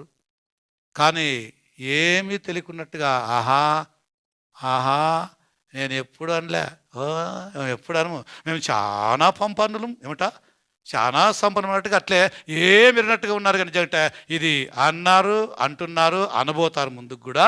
అందుకే ముందుగా ఈ పాట మీకు చెప్పాల్సి వచ్చింది. జాగ్రత్తగా ఉండండి. సాతాన్ని స్టడీ చేయండి, సాతాను గురించి ఆలోచన చేయండి. సాతాను మనల్ని నరకానికి తీసిపోయేది కాదు, మనం పోతున్నాం నరకానికి. సాతాను ప్రేరేపించినాడు అంతే. తప్పు పాపం చేసింది మనం, వాని పని వాడు చేస్తున్నాడు. మనం ఏమంట దేవునికి దూరం అయిపోకూడదు అనేది ఆయన ఉద్దేశం. దేవుణ్ణి దూషించి ఒకసారి సావకూడదా అనింది. ఎవరిని? ఆమె హంతకురాలు. ఆమె ఎలాంటి హంతకురాల ముందు నెల చూద్దాం. ఆమె హంతకురాలు. ఒక మాట చెప్పండి, ఈమె సావు అంటే ఆయన చేస్తాడా? సావకూడదా అంటే చచ్చిపోతాడా? పోనీ ఇవన్నీ వచ్చినాయి కదా, ఇక సాలైపోయిందిలే, సావే మేలు అని యోబు చచ్చిపోయినాడా? అట్లా యోబు చచ్చేకి సావు ఆయన చేతిలో ఉందా? యోబుని అట్లా చంపేకి ఈమె చేతిలో సావు ఉందా? మరి ఎవరు చంపాలి యోబుని? అవ్వా ఎంత బాగా చెప్పినారు, అబ్బా దేవుడు చంపాలని. చెప్పినంత సులువు కాదు. ప్రాక్టికల్ చేయండి, ముందుకు వస్తా వస్తా వస్తా వస్తా. చంపేకి ఆమె ఎవరు, చనిపోయేకి ఈయనెవరు? యెజబెల్ రాని అనింది, ఎలియా అని అనింది. రేపు ఈ సమయానికి నీ తల ఫినిష్. 450 మంది చంపినావు కదా నా పూజారుల్ని, రేపు ఈ సమయానికి నీవు కూడా వాళ్ళలో ఒక్కడవైతావు. అట్లు జరగకపోతే నాకు దేవుడు ఎంతైనా కీడు చేయలేనింది. ఎవరు ఆమె చంపేకి? ఎలియా ప్రవక్తని, దేవుని సేవకుని చంపేకి ఆమెకేం అధికారం ఉంది? ఆమె చంపితే ఇతను చనిపోతాడా? అసలు సావనే లేదా ఎలియా? చూసినారా? తెలుసా మీకు? ఏం విన్నావు ఎప్పుడైనా ఏలియా గురించి? ఎప్పుడన్నా లేదు కదా. ఏలియా అసలు చచ్చినాడా? ఆ ఏలియాని ఎవరు చంపినారు? ఎవరు చంపలా, దేవుడే ఈయనని తీసుకొని పోయాడు అంతే కంప్లీట్గా. తన యొద్దకి ఎలా అని చేసుకోవడానికి అగ్నిరథాలను అగ్నిగురాలు పంపించాడు. రా రా రా రా రా కమ్ కమ్ కమ్ కమ్ రమ్మని. అందరూ తలా రాబట్టుకొని స్టెఫెన్ కొడతా ఉన్నారు. సావు సావు సావని. ఎవరు చంపేకి? ఆయన చనిపోయిన అక్కడుంది. చనిపోయిన వెంటనే ఆయన ఏమంటున్నాడు? నేను ఆకాశం తెరబడి చూచి తిని యేసు నిలబడి come come come welcome welcome అని పిలుస్తాడు. ఎవరు? స్టెఫెన్ని. ఎవరు చంపేకి? వాళ్ళు కదా. దేవుడా అని పిలుస్తున్నాడు. అట్టు యోబు విషయంలో దేవుని చిత్తం అయితే మాత్రమే దేవుడు యోబు చనిపోతాడు. భార్య కాదే, మరి ఎవరు చంపినా ఆయన చనిపోడు. ఆయన చనిపోలేదని 42వ అధ్యాయం చెప్తుంది. యోబు చనిపోలేదు, దేవుని చేత దీవించబడినాడు. యోబులో ఉండే ప్రగాఢమైన విశ్వాసం, ఇక నా మట్టుకే నేనైతే బ్రతుకుట దేవుడే. ఏమన్నాడైనా? దిగంబరిగా వచ్చి తిని దిగంబరుతాను. తల్లి గర్భములో నన్ను పిండమ్మగా రూపించిన దేవుడే నన్ను ప్రవక్తగా నియమించిన చెప్పి ఇర్మియా అన్నాడు. యోబు కూడా అలాగే నేను దిగంబరిగా వచ్చి తిని దిగంబరిగానే పోతున్నాను పౌలు అన్నాడు. నేను వెడలిపోయి క్రీస్తు ఉంటాను అంటున్నాడు. యోబు యొక్క చరిత్ర ఈరోజు మనం విన్నాం, చాలా ధన్యులు. యోబు యొక్క భార్య అలాగా ఉండకూడదు. ఎంత మూర్ఖురాలు, హింసకురాలు, శోధకురాలు, భర్త మరణాన్నే అపేక్షించినటువంటి భార్య అయినా యోబు ఆమెను ప్రేమిస్తూనే ఉన్నాడు. యోబు ఆమెను యోబు ఆమెను ద్వేషించలేదు. ఈ విధంగా యోబు భార్యలో కొన్ని విషయాలను చూసినాం. ఇంకా ఉంది, దేవుని చిత్తమైతే మాట్లాడదాం. మీ అందరికీ నా వందనాలు.